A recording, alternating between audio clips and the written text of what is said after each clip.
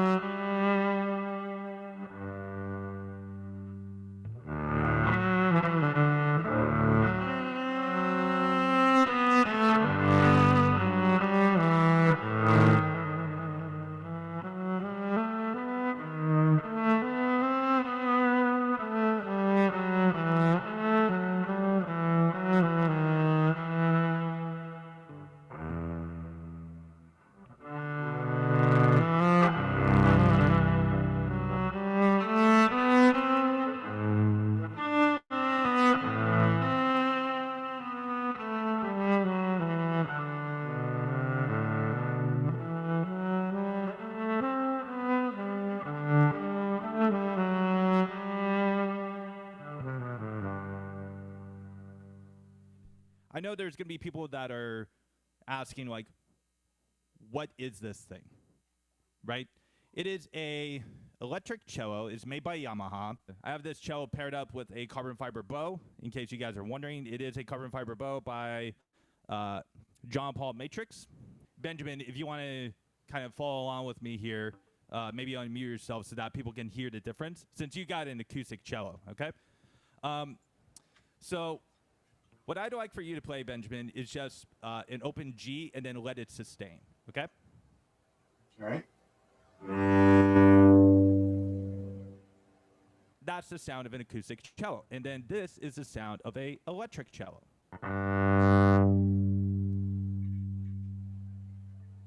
Having this cello has opened up a lot of possibilities for me musically, professionally. I've taken this cello basically everywhere. So now here's the audience participation part that I need you guys for. So I want everybody to think of two numbers. The first number, any number between 3 and 17, okay? And the second number, any number between 1 through 12. Lily. 13-2. 13-2. Okay, Benjamin. 7 and 2. 7 and 2. Man, you guys really like 2. Mark, or Dr. Alpazar, I should say. Benjamin stole my 7. I had 7-6. Oh, okay. All right. And then Art. 6 and 3. 6 and 3. Okay, so I think I'm actually going to go with the 7 and 2. First number tells me the time signature. Okay, so I'm going to be doing an improv in 7/8 in the key of C sharp, D flat, major, minor. We'll just kind of see how it goes. Okay.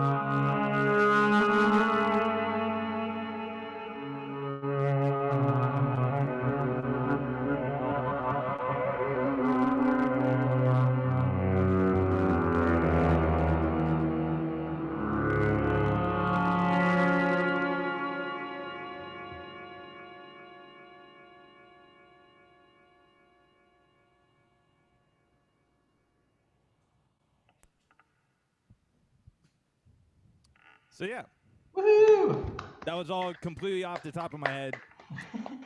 Like no real preparation besides the 7 and 2 from you guys. So, and doing stuff like that along with like playing requests on Twitch has been kind of a liberating thing for me because as a professional cellist, right, in Southern California, about 95% of my time professionally is something external. Like I'm giving my energy to something external. Like I'm doing this masterclass with you guys right now, right? It's something that I am giving to you, right? Or I'm also a high school music teacher in Orange, right? And so I'm giving my time to students who are learning about music. Or if I'm at a gig, I am giving my creative energy to said gig to perform, to interact with the audience, and so forth, right? And so that's about 95% of my time as a professional musician. And that's true for, I would say, just about every profession, not just music, but just every profession, right? Is that it's your giving of your time and your energy to better, to improve, to expand on something, right? And because of that, I didn't really have a whole lot of time to kind of rejuvenate my own creative juices. So by doing all these requests that I do on Twitch, all these improvs that you heard just now, right?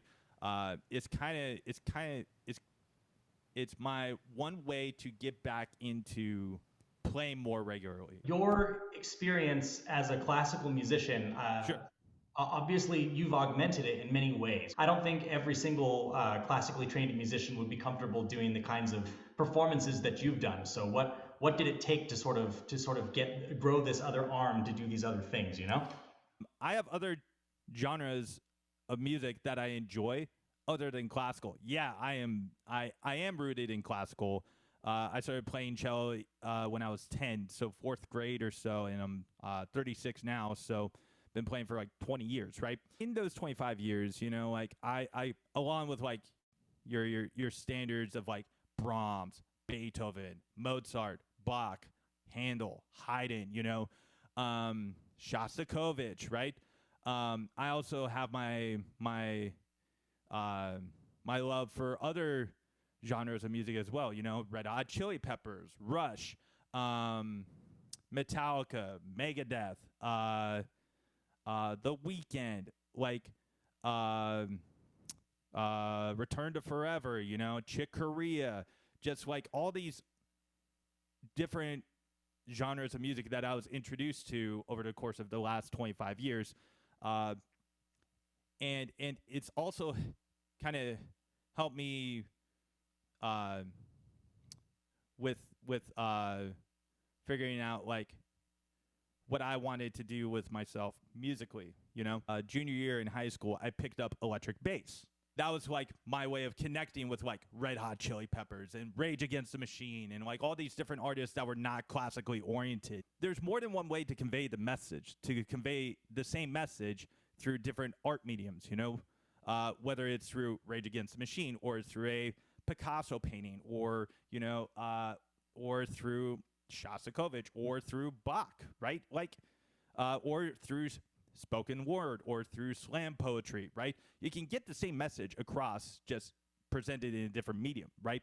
And so for me, when I picked up bass, it was just that much of a deeper love and appreciation for music because I had that other outlet to like emotionally connect with my world. At that point, I was like very like bass cello, like separate, you know, like I could blend it too, but I was like, no, like bass is like its own sort of thing. Cello is its own sort of thing, right? And it wasn't until I got into college and I started playing in bands that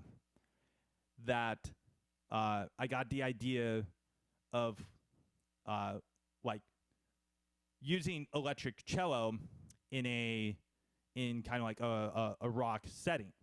I didn't use sheet music. I was just doing everything off of ears, you know, like they would play a riff and I would try to play it back and they're like, whoa, you could do that on cello? And I'm like, yeah. Like part of it, I feel like I do have some like natural perfect pitch, but if you just rely on your perfect pitch and you don't work it out, right? You don't make other connections to strengthen the perfect pitch, like it's only going to get you so far, you know? I've also been playing with a singer-songwriter for the last 15 years, and where I'm primarily on cello and sometimes bass, depending on the songs. We do top 40s, but he also has a catalog of original stuff. And just about every single gig for the last 15 years or so, he introduces a new song that I've heard of, but I've never played with him before. And the conversation is kind of like, hey, do you know this song? And I'm like, yeah. Have you played it with me before? No. Cool, we're going to play it right now. And this is like literally like seconds before we're actually supposed to play, right? So part of my ear training, right, would be me looking at my buddy's hand, his fretting hand, and figuring out that like, oh, this chord shape is a G, right? This chord shape is a D major. This chord shape is a E minor, right? This chord shape is an A7, right? And so having done that with all the band stuff that I've been doing, plus I'm still playing in orchestras at this point, right? All through college, it's kind of cultivated into what I am today. Or at least it's definitely one of the, I guess, milestone points, I guess you could say. It's a very long-winded answer, right, that I just gave, and I know that, but that's 25 years of experience right there, you know?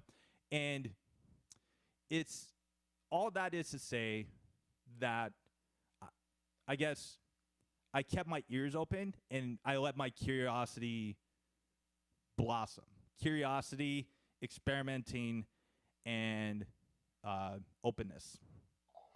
Awesome. We just touched on my whole sheet. I don't know how you seamlessly just like went through every question that I prepped you in advance, but you did it. So, Well, you know, Mark, you just let me talk for like 2 hours. I'll do it. well, No if you can problem. fill a Twitch, a Twitch stream for 3 or 4 hours, then I know you know how to do this. So, Yeah. thank you. You're welcome, dude. So we're going to transition over into playing now. So we have a student from our VYP ensemble, which is our Vermont Youth Philharmonia. She's a string bass player. That's Lily. Hi, And she's Lily. going to play a little bit for us and for you, and we'll work for a bit. So Cool. she's over in our nice, is it Classroom 4 in our Elley-Long Music Center. Nice. That looks like a big classroom. That looks awesome. Yeah, we have a really awesome facility here. We are very, very lucky. I guess I can just play my audition piece. It's a Tchaikovsky piece called Sentimental Waltz, and it's played usually on either violin or cello, but you know. Cool. Let's hear it and check it out.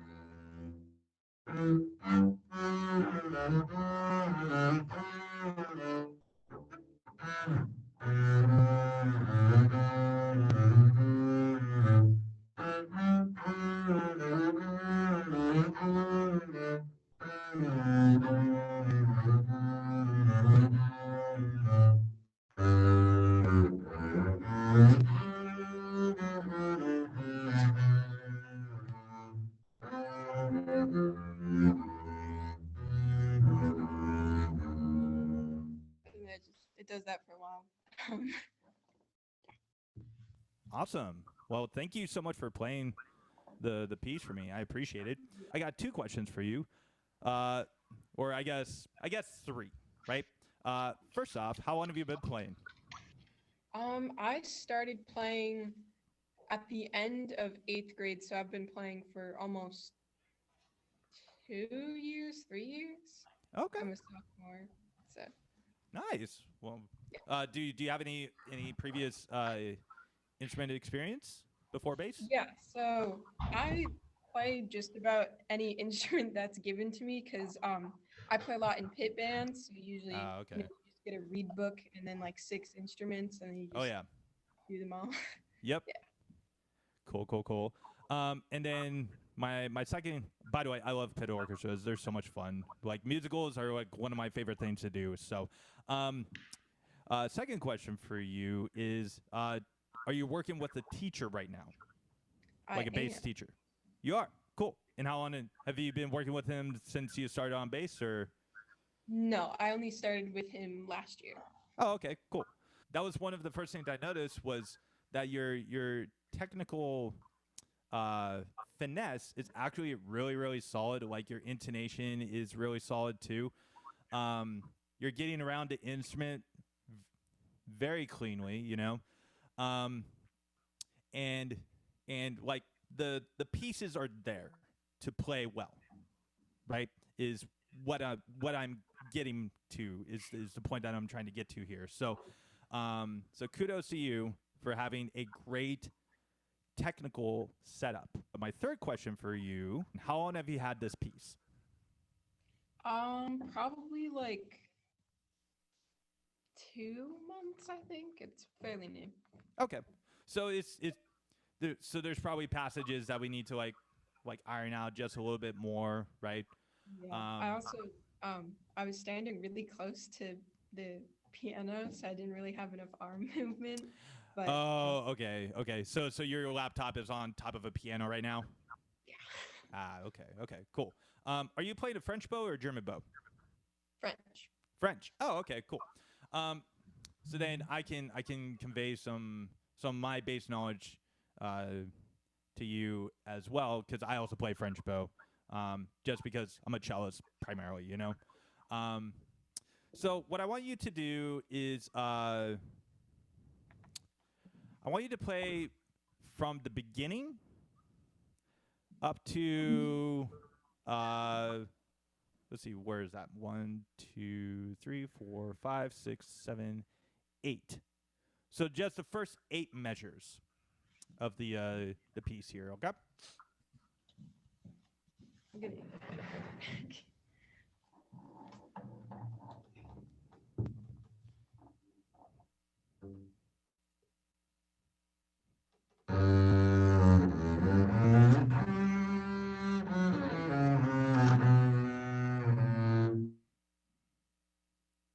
Okay. What did that say? Yeah. Let's try that one more time, but instead instead of playing with slurs, I want you to try bowing everything separate. And even the tied notes, right? Like you see in like measure 2 going into measure 3, how there's that connecting note between the chord note and the 8th note there. Just everything literally separate. Okay?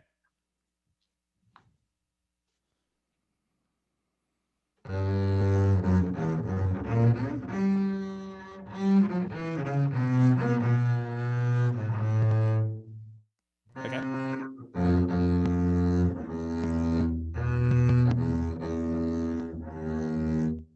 Right. Yeah. Good. So, how does that how does playing separate for you feel compared to playing with the slurs?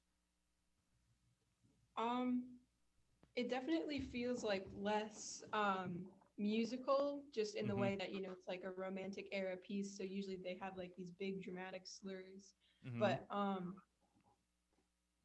it feels kind of the same, just like a little bit different in feeling behind the music, I guess. Mhm. Okay. So and there's definitely like the musical interpretation here, right? Mhm. Of Tchaikovsky, and yeah, if we want to be more true to the music and try to be more true to Tchaikovsky, then yes, we would do the slurs and try to incorporate the dynamics and all that. But part of that is being able to comfortably play a phrase, right? Whether it's Bach, whether it's Beethoven, whether it's Tchaikovsky, whether it's Shostakovich, whether it's 4 minutes and 33 seconds, right? Which you literally play nothing for that, by the way. There has to be the physical comfort behind playing the phrase itself, right? So I want you to try the same thing one more time, the same chunk one more time, and not necessarily worry about the phrasing of the music or like if you're getting the accents or whatever. That we're just throwing that out the window for the time being, okay? But what I want you to focus on is your physical connection with the instrument and just making notes of like, oh, like when I shift to the G on the D string for the arpeggio, right? Like, how does that feel as far as comfort levels go? Like, is it a range of like 1 to 10 where 1 is like, I can't do this, to 10 just being like, you could call me at 3 in the morning and I could do it in my sleep, right? So I want you to play a smaller chunk this time, actually. Let's say 4 measures, okay? From the beginning, 4 measures, and just focusing on the comfort level, the physical comfort of playing these 4 measures, okay?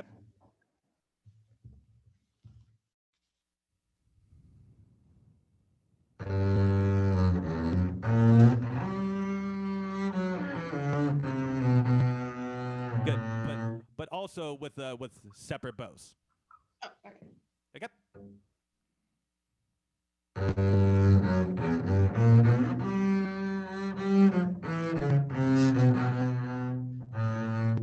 Good. Okay. So, if we're talking about comfort, if we're talking about security, right? How does that feel? If you had to give it a number from like 1 to 10.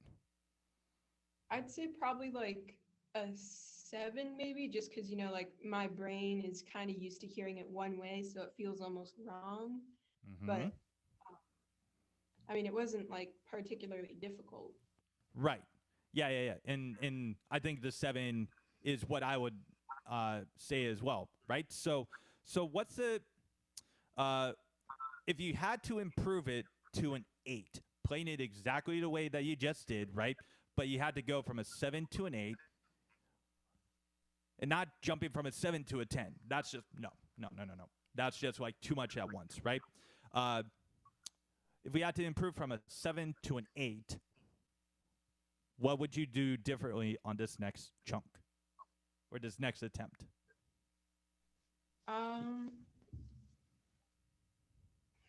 Maybe be more prepared, just because I found myself like running out of bow in certain parts because I'm used to having to move like all the way for one side or the other for specific notes. Okay. So more So do you, as far as that specific statement you just made in regards to your bow, do you know which notes that happens on within the 4 measures? Probably the high G and like the higher notes, definitely, because, you know, more bow on higher notes. Sure. Right. Okay. Why don't you go ahead, circle, make a quick note about it, and then once you finish the note, okay, try the same 4 measures again, okay? And the reason, while she's writing this, the reason why I bring this up is because if you think about piano players, okay, they play with both hands and they play with the pedal with their right foot. And whenever you ask a pianist, whenever they're learning something, right, 9 times out of 10, they're going to tell you that they practice or they learn something new or they're improving on something new one hand at a time, right? So they might start with the left hand and then get all that information there. They might start with the right hand, get all that information there. Doesn't matter, right? But once they have both hands comfortable and both hands know what they're doing individually, then it's putting it together, right? So for us string players, the I guess the piano equivalent of that would be to practice all separate bowings, right? No slurs, no ties, right? And really even no rhythm either, okay? Because you're developing the security in your left hand as far as where it's supposed to go, right? And if you take a 4-measure phrase like, or if you take 4 measures like you are right now and do what I like to call 2-minute drills where you're focusing on those 4 measures for 2 minutes, right? And you do that every day for a week, like that's what's going to improve from a 7 to an 8. Okay? So you made your note. So let's hear it one more time, just those 4 measures, okay? And let's see if we nail that note that we just made. Separate bowing. Separate bowing.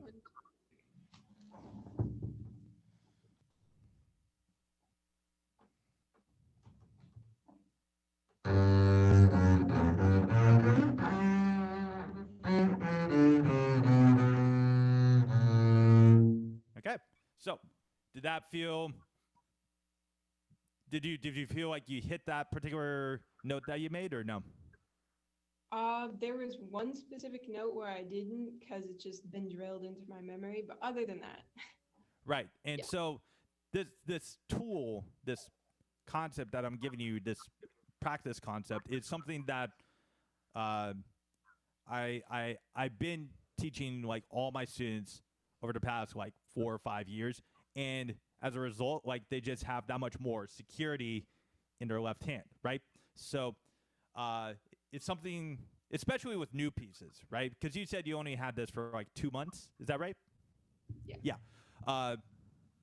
That's something that I would encourage you to do, is have the security in your left hand established so that when you focus on the bow, right, then you don't have to worry so much about the left hand, especially with bass players, just because of, you know.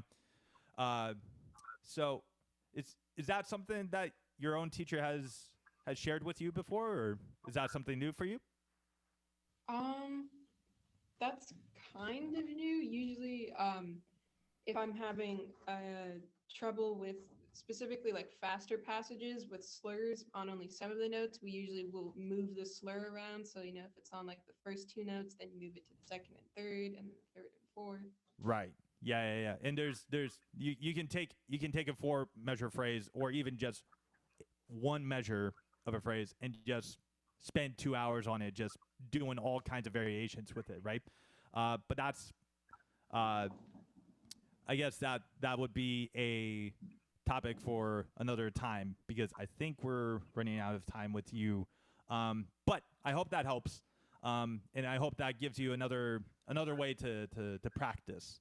And I think it's I think I speak for Dr. Alpazar. I keep forgetting he's the doctor. That he's very happy to have you in the orchestra, and I'm sure you're going to be a great addition to them. Yeah, well, thank you so much, Lily. You sound great, and a nice audition today as well. So great. So next we have a really interesting project. We have Benjamin, and he's going to talk a little bit about what he's going to play. And I think everyone will be super interested in this. I and my school, seniors do projects on a topic of their choice, to dive in deep and maybe get a chance to do something that they wouldn't be able to in the normal school year. And so for my project, I selected to write a Baroque dance suite for solo cello, inspired, of course, by the Bach suites. Very cool. Yeah, and I've been working with Dr. Alpazar in composing these to check with all of the various Baroque rules for how you're supposed to write pieces. And I have today the Allemande that I'm going to play, which is the second movement. I haven't written the prelude yet. Benjamin says he's saving the prelude to write last, which is really cool. Yeah, I would agree with that concept because the prelude is always an introduction to the suite, right? But like, how are you supposed to write an introduction if you don't have anything to introduce, right? So I totally agree with that sentiment.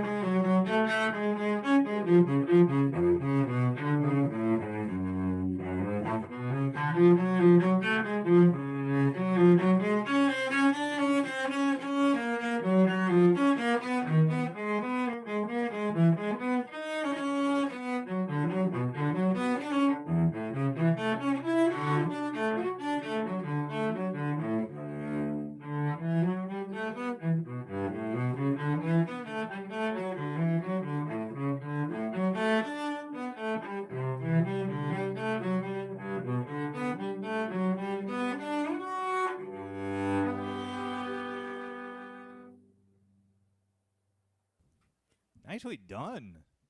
I I gotta say that one, it takes guts to write something in the style of Bach, right? Two, it takes guts to play said piece in the style of Bach. And three, it takes guts to do a masterclass, which is eventually going to be posted as a video, and have it on public display, right, in the style of Bach. So 3 cheers for you, man. That is fantastic. But before we do the deep dive into the Allemande here, how long have you been working on this project? It's been since April 19th. Wow. The day after my birthday. Wait, so you composed all this within 3 weeks? Yeah, I Wow. don't have school right now, so it's been like a full-time composing job. He gets to have it be his full-time, basically like 40-hour-a-week focus for a limited amount of time. So this has been really, really fun. Yeah, I mean that is definitely a fun way to spend your time, and I wish I had those days. Oh man. Anyway, so 3 weeks. Wow, that is some really, really impressive stuff, Benjamin. If you look at the original Anna Magdalena transcriptions of the Bach suites, right, the JS Bach suites, there's no slurs really anywhere throughout all 6 suites. You know, all the different movements, all the different suites. There's not really any slurs in them, and you can find it on IMSLP. Like it's up there, you know, for free for you to kind of reference to. And all these different interpretations of Bach that you hear from like Johannes Moser and Amit Peled and Yo-Yo Ma and Lynn Harrell, like all these fantastic cellists, like Mstislav Rostropovich, Mishka Maisky, right? They all have different interpretations of Bach, and those interpretations are 95% of the time 3 things: slurs, articulations, and dynamics, right? So, but if you look at the original Anna Magdalena version, right, there's not really any slurs, there's not really any dynamics, and there's not really any articulations. So it's evolved over the last, like, what, 300 years or so into all the recordings that you can easily access on Spotify these days. So with that said, I have a question for you. Do you plan to include, like, more slurs or maybe some, like, dynamics or, like, rubato, fermatas, that sort of thing? Do you plan to add it to your transcription here? I wasn't planning to add it to the final edit of the actual music files. I have handwritten slurs and dynamics and all that for me, but I hadn't planned to include it in the actual thing. Yeah. And it's one thing to it's always one thing to write something and think like, oh yeah, this is gonna work, and then, like, when you actually, like, physically play it comes out differently because you're now putting, like, an emotional charge behind the music. You're making an emotional connection with the music, and it's like, oh well, maybe if I, like, slur 3 separate 1 here, like, it'll help with articulating what I'm trying to say, right? And you got to remember that, like, just like how like modern music these days have lyricists and pop writers and all that conveying, like, their different messages. The Suites of Bach was just another chapter in time for Bach and what he was trying to say through his music, right? Like, yeah, he did a whole bunch of, like, court stuff. He did a whole bunch of church stuff, right? And those have lyrics and so forth, right? But it's one thing to convey what you're trying to say musically through words, and it's another thing to try and convey what you're trying to say musically through an instrument, right? So, have you given that particular idea a lot of thought as far as, like, what you're trying to say with your suite? I haven't thought of, like, specific messages for the overall suite yet. That's part of the reason why I was holding off on the prelude, so I could figure out what that was near the end. But for some of them, I found the Gide especially, there were sections where I had very specific ideas for dynamic contour and all that in mind when I originally started writing it. Yeah, and I haven't included those in the actual files, which they don't come through maybe as clearly. But I do have some ideas for that. Yeah, and it's just a process, right? You know, so that's something that I would encourage you to think about next compositionally is, like, okay, like, what articulations, what slurs, what dynamics would I want for my piece? What I want you to do for me really quick is to play from the beginning of the Allemande, and then you see the low D that you play at measure 5. Yeah. Right? Can you play from the beginning to that low D? And just play how you normally play it.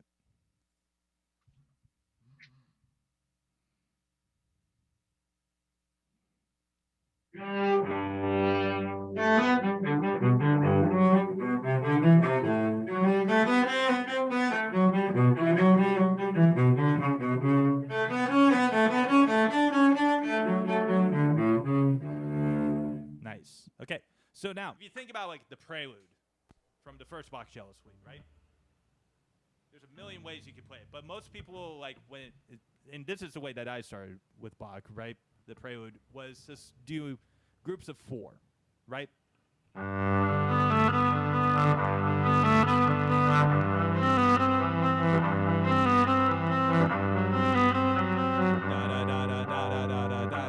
And so forth, right? And so that in itself is a musical idea, right? Or a motif, right? So even like taking something like vocalese, right? Like.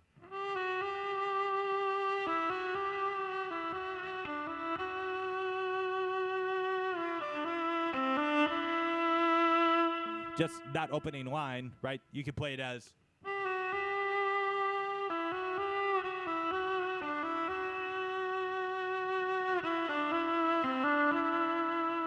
Right? Or you could play it as.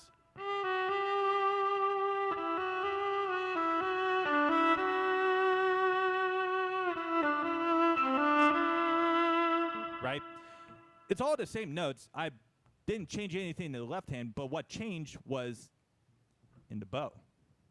Right? So I want you to play the same 4 measures, the same chunk, and you can write this down if you need to, okay?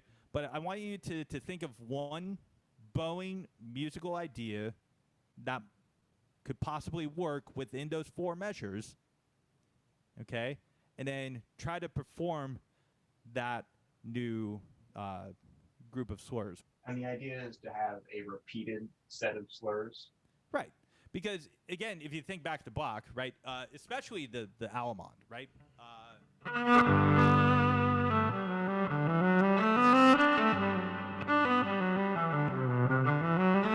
Right? That idea of kind of slurring the first group of descending sixteenths.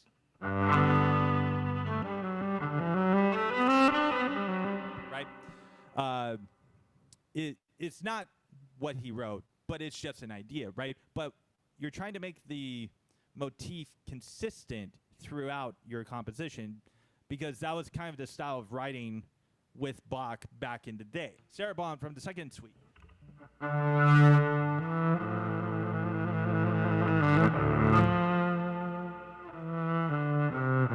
Right? And then the second half of that.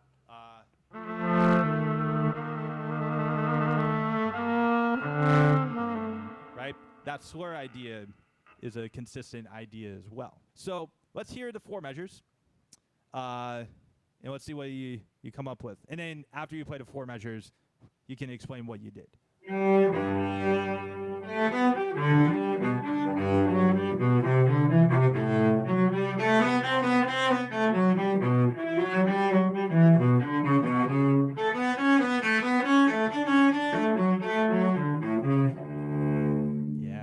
For that time, I did a consistent slur 2, separate 2. Right. Okay. And that's an idea to kind of just be like, oh, did I like this? I kind of liked it, but maybe not for every single time, right? And so that's part of the composition / arranging world as well. It's just taking a big handful of spaghetti that is like your musical ideas, throwing it against the wall, and then like seeing what sticks, you know? Okay, like how can I make Paradise, right, from Coldplay sound really cool with like 4 cellos, right? And it eventually led to this for like the opening phrase.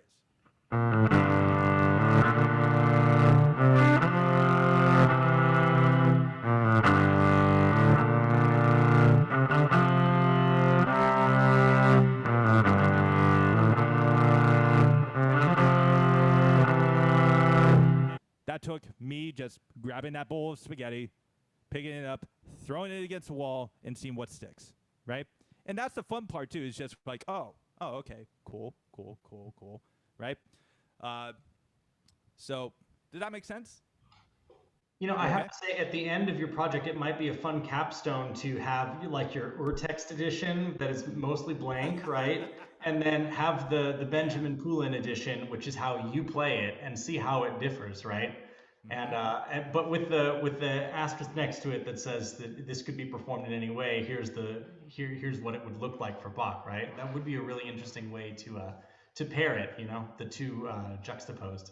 Yeah, and like I said before, there's no, to sum up what I said before, there's no wrong way to play Bach, but it's just making those creative decisions as a performer and also as a cellist or as a composer of does this make sense to me musically, and does it convey what I'm trying to say? right? Is it getting the message across, right? And even if you don't have the message right now, or the story or whatever, that's okay too, because a riff is a riff, an idea is an idea, and you're just expanding on it. And maybe the story will come across at some point. Maybe like something will happen with you where it's like, oh, this event just happened to me, and now this kind of fits into this piece that I wrote like 2 years ago, right? That's happened to me before, you know, whereas like life experiences have come in second to whatever I wrote previously, you know? So just keep your mind open, throw lots of spaghetti against the wall, and just enjoy the process. And don't forget about your articulation, slurs, and dynamics.